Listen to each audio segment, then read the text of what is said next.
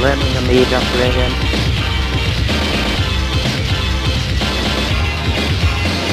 A Playguide video review. Sit back and enjoy the show.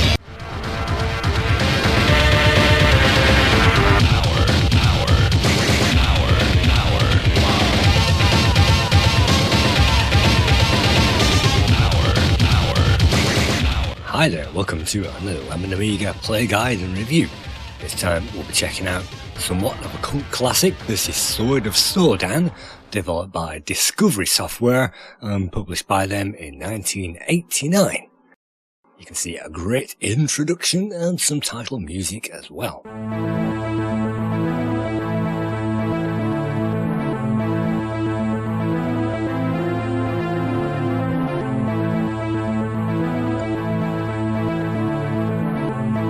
Sword of Sodan was produced in Denmark, and you can see straight away some demo-like effects. That's because the main coder of this game, Søren Grønbæk, was a demo coder on the C64 scene. Apparently he created the border sprite trick for the C64, and that's where he got his name. So Søren Grønbæk coded this game, and the graphics on offer were created by Torben Bekager Larsen, and if you've heard that name before, well, he was heavily involved with Hybris and also Battle Squadron as well. I think he designed both of those games. So this has good heritage, and you can see some effort has been put into the animation at the beginning of the game. We can get a moon and some clouds which weren't necessary on this title page.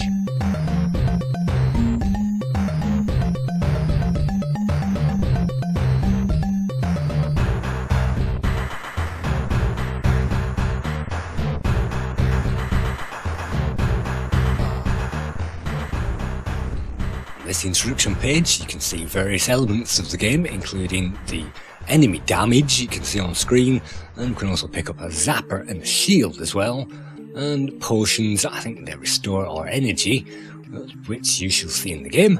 So let's continue with the introduction and let's see if that gives us any more information. And yes, it does. It gives us the joystick layout. In this game it's not RK+, all we have to do is to remember to stab forwards. We can also leap as well, and duck and stab at the same time, and kneeling down and stabbing is perhaps the best thing to do in this game.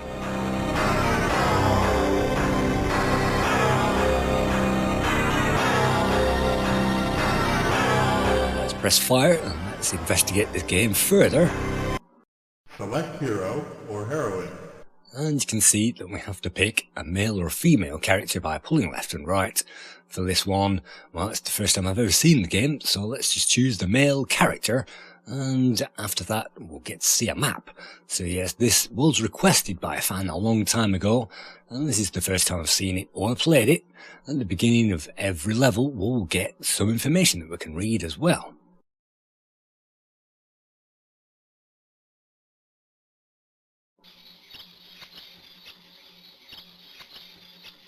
We begin outside of the castle gate, and as soon as we move the controller, the action will start. Hold, stranger! Our first enemy is some castle guards, so let's lay into them and see if we can defeat them.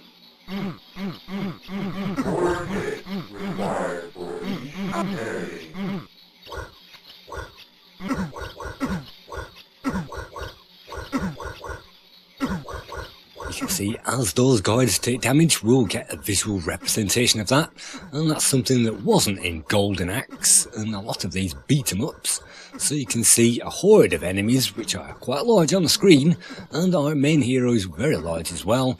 We've managed to get to the castle wall, and all we need to do is to relieve these guards of their guard duty and get past those.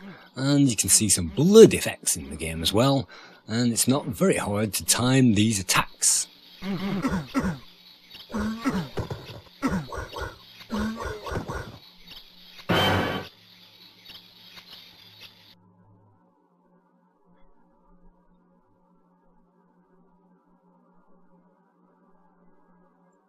Advancing through those city walls, we get some more parchment, which tells us to enter and break the seal and basically breach the wall. But we don't need to breach any walls because we're already through it.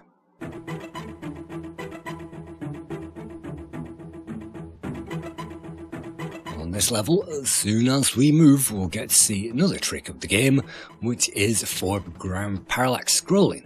We don't usually get foreground parallax scrolling on games, but if you remember Aladdin and things like that had that, and I've actually picked up a super zapper by walking over that, and that really should be used against this enemy, I think, to make that job much easier. I'm not quite sure if we can carry items from level to level, but I do know that there are 11 levels in this game.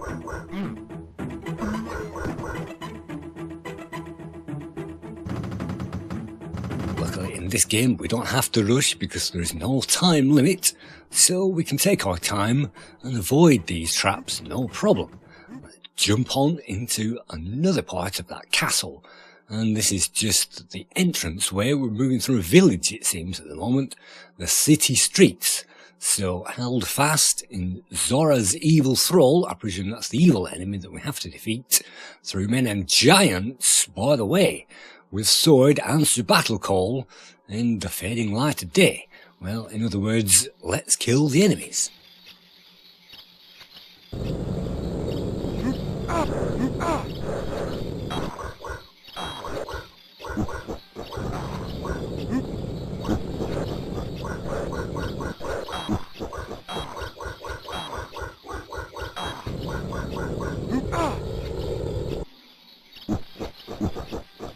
See, this game has some great graphics and some copylist fade in the sky even, and you can see that a lot of effort has gone into those graphics.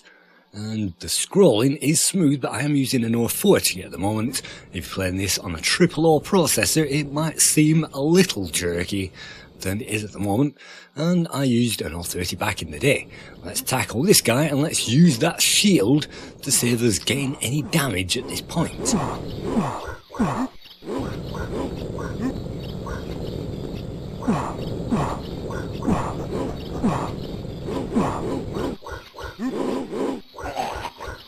Let's chop his head off, and the barrels reminding us of maybe Donkey Kong as we venture on to another level. Each level gets progressively harder, and sometimes you'll have to use those magical items to get you through it.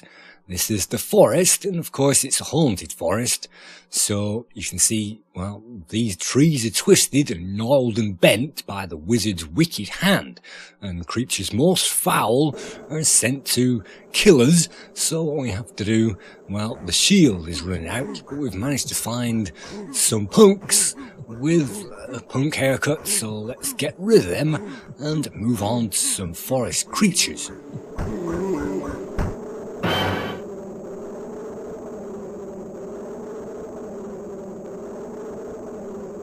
I think it's great that when we find the creatures, you can see the bones underneath when we hit those, and I really do like the foreground trees and the background bees as well.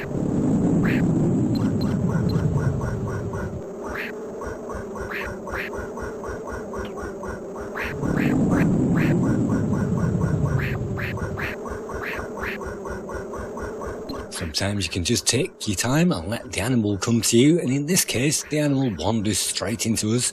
All we can do is defeat it by the hook, and by hook or by crook we can get rid of these animals and turn them into stone.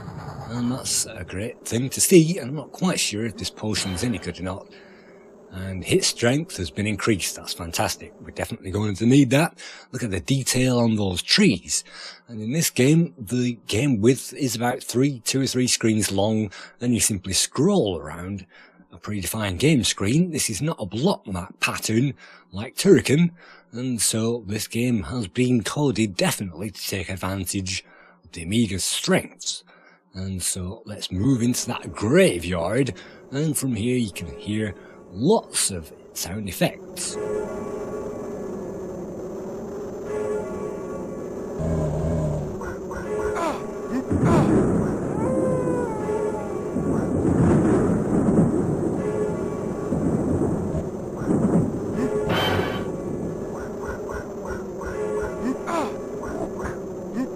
spooky graveyard is very difficult, and you can see infinitely spawning enemies puking towards us.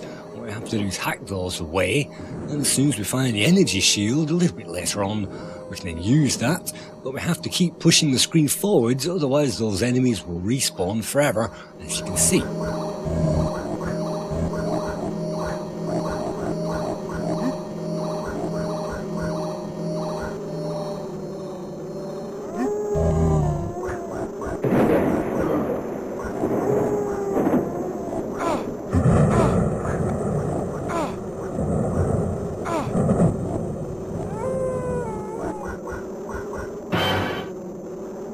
Strength increased. You can see hit strength is now 2 at the top of the screen. We now have 4 lives remaining.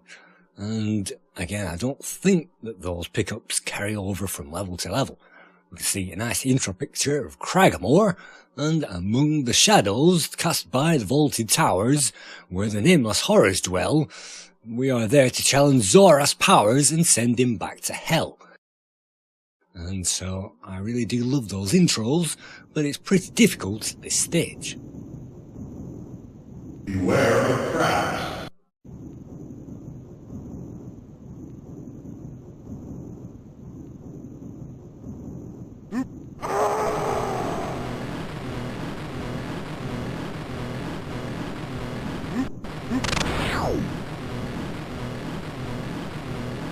Now we meet our second boss, and behind these scrolling columns we can just about make him out, so let's just duck and hide. And this boss is a matter of getting in between the shield, and sometimes, if you wait patiently, the boss will wander blindly into our sword. So let's just inch our way forward, and maybe take a few steps back as well, and hopefully he should follow us into some doom. So step forward and step back, but obviously don't fall into that pit of death.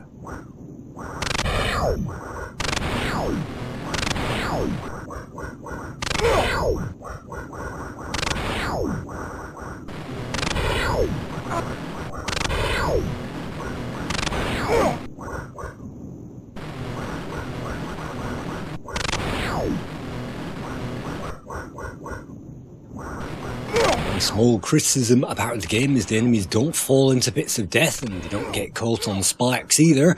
They don't get flattened either by huge boulders later on. And so let's dispose of this enemy and try to figure out where that hidden trap is on the floor.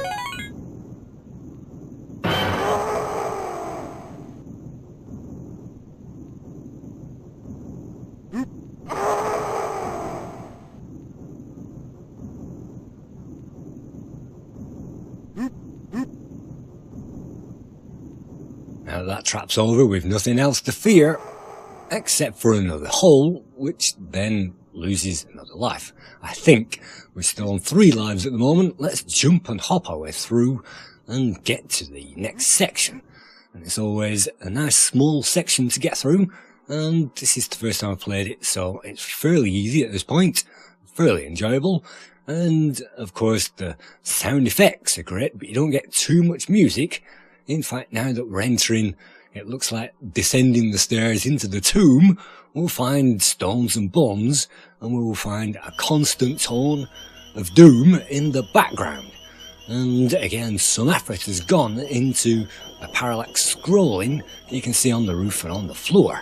What we need to do is to get rid of some Pedia bees, or whatever they may be, and of course top swing, in this case, is the best swing to use, even though we're not playing golf.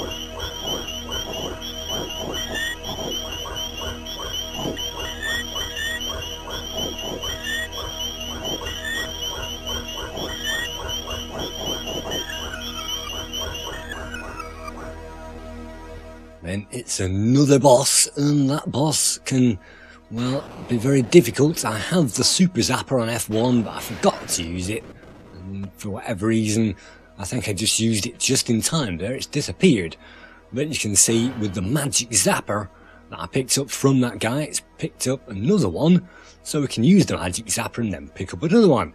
That's the short level over with, and it's great to see these levels really ticking off at this point. We're still here at Craggamore and Forks of Lightning as well.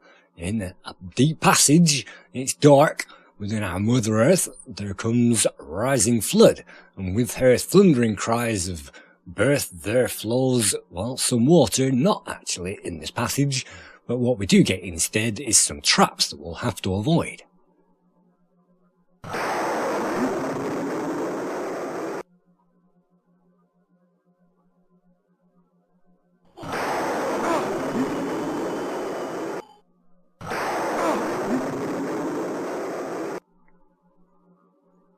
I think this game is very atmospheric and it's very quirky, all of its own, and looking at the scores, Amiga Power only gave this 29%, complaining that the gameplay was paper thin. Certainly the controls on a stock Amiga are quite laggy and quite annoying, but on this 030 they feel fine, which is great. Amiga 4S gave this 45%, and the current Lemon score is 60%, the one gave it 62%, Amiga Format gave it 76%, Amiga Computing gave this 82%, CU Amiga gave it 83%, and CMVG gave it 85%, with the highest score going to Amiga User International, who gave this 90%, and that gives this game an average score of 7 out of 10.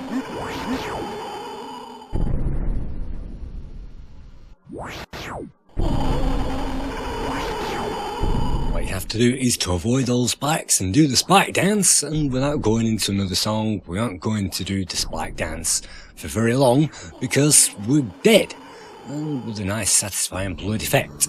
And I suppose this is supposed to say game over. So thank you for viewing another Lemon Amiga Playguide. You definitely know how to play this now, and it's quite a fun game. It's a cult classic. You might hate it or you might love it, and I don't mind this game at all. So thank you, and see you again in the next one.